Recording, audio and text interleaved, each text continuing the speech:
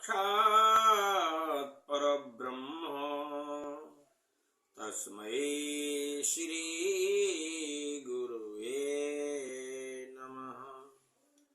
अखंड मंडलाकारं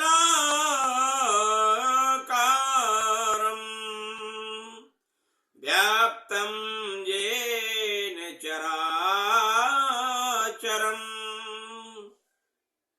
तत्पदं दर्शितं तेन तस्मै श्री गुरुवे नमः। अज्ञानतिमिरान्धस्य ज्ञानाञ्जनशलाकया चक्षुरुन्मीलितं येन तस्मै श्री गुरुवे नमः। गुरु ही ब्रह्मा है, शास्त्रों में कहा गया है। गुरु ही विष्णु है, गुरु ही शिव देवता है। ऐसे साक्षात परब्रह्म गुरु को हम नमन करते हैं, जो ज्ञान रूपी नेत्रों को खोलने वाले हैं और परम ब्रह्म परमात्मा अछेद अभेद निर्गुण निराकार ऐ चैतन्य व्यापक व्यापक भाव में निवास करने वाले परम तत्व का दर्शन कराने वाले, नेत्रों का उन्मूलन करने वाले ऐसे गुरु को हम नमन करते हैं। आया है मानस में भी कि गुरु ते आवत ज्ञान और नासत सकल विकार, जथा मिले गिरदीप ते मिटत सकल अंधियार। अज्ञान रूपी अंधेरा गुरु के ज्ञान से ही दूर होता है। और हमें गीता में भी भगवान कृष्ण ने कहा है कि जो हमारे 5 कर्मेंद्रियां हैं, 5 ज्ञान इंद्रियां हैं, और तो उनको जो है उनका जो संचारण करने वाला अधिष्ठाता देवता मन कहा गया है। और मन को एकाग्र करना बड़ा कठिन है।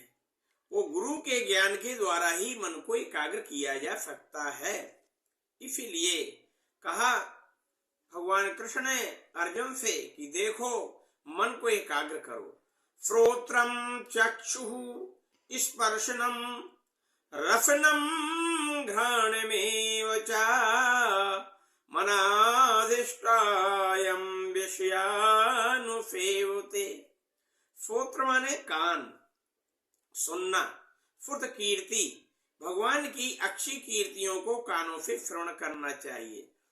चक्षु माने देखना, तो देखने की दृष्टि अच्छी चीजों का दर्शन करना चाहिए मन के द्वारा एकाग्र करके। स्पर्श त्वचा का है, जिससे हवा का वेग स्पर्श होता है।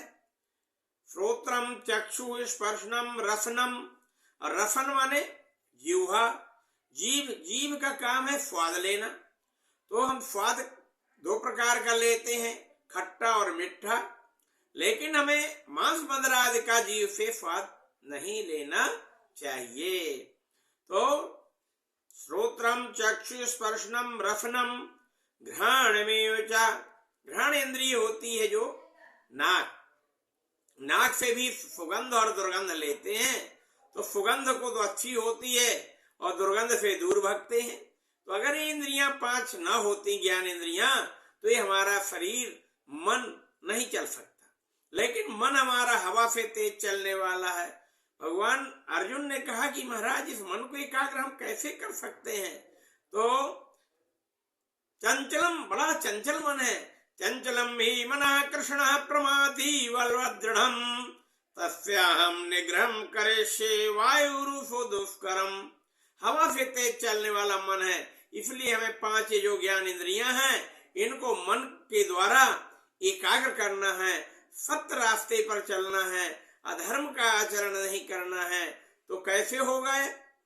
बोले प्रमथन स्वभाव वाला मन है जरूर, लेकिन भगवान कृष्ण ने कहा अभ्यास योगेन कौन्तेय, अभ्यास योगेन कौन्तेय वैराग्येण च गृह्यते।